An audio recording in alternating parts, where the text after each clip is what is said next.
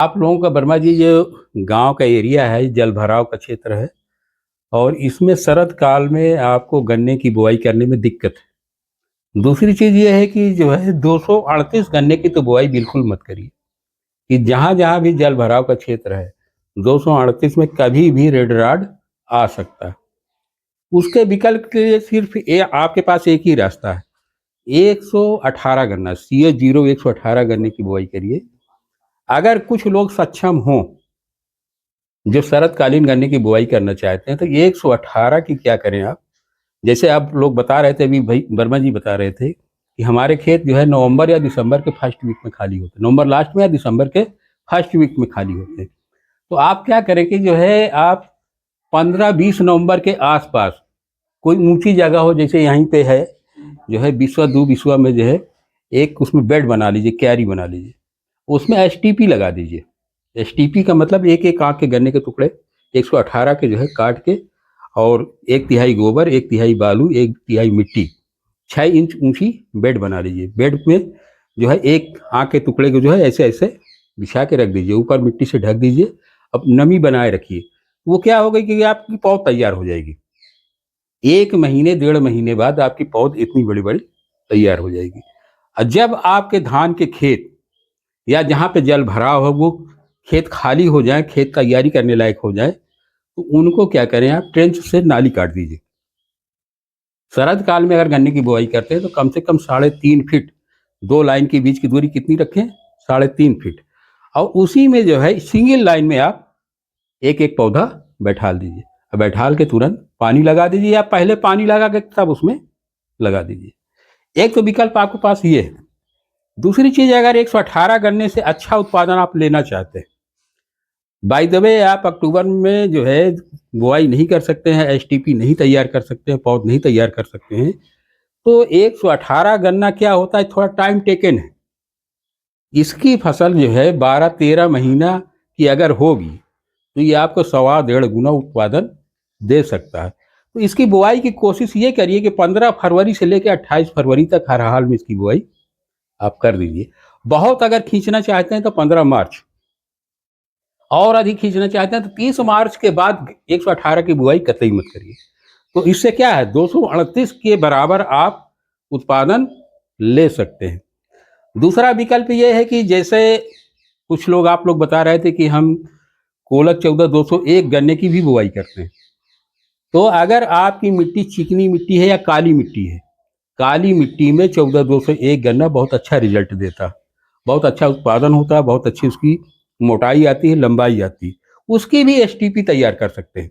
अगर बसंत काल में बोना है तो उसकी भी बुआई जो है 15 फरवरी से 30 मार्च तक हर हाल में कर दीजिए। एक सावधानी आपको ये बरतनी है कि ये अगर दोनों गन्ने की बुआई आप करते हैं तो जिस तरीके से बुआई के समय आप लोग क्या डालते हैं, DAP, पोटास, यूरिया, क्यों बर्मन यही डालते हैं ना, तो उसके साथ एक चीज और मिलाइए, वो आसानी से आपके यहाँ उपलब्ध है, सरसों की खली।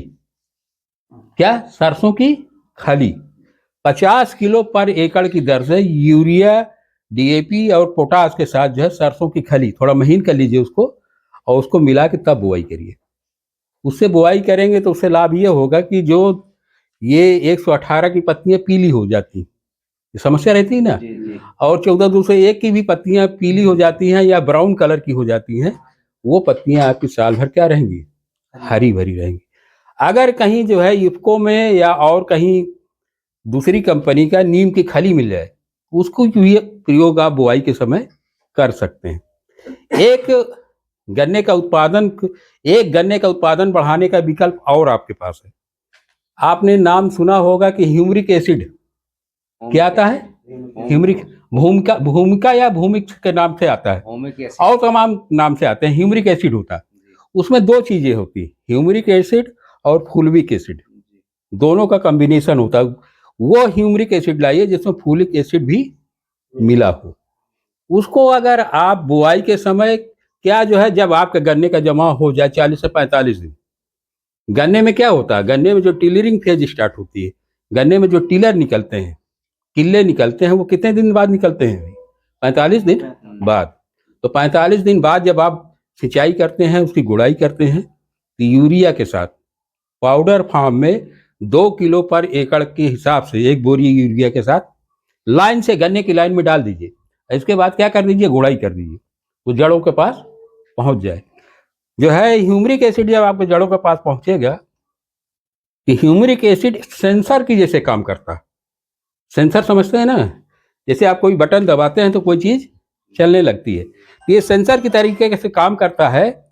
जहां पे आपका पोषक तत्व पड़ा होगा, ये जड़ को इंडिकेट करता है कि यहाँ पे पोषक तत्व है, तो जड़ को कहता है कि यहाँ बढ़ के आओ, अपनी लंबाई यहाँ तक लाओ और यहाँ से पोषक तत्व ले जाओ।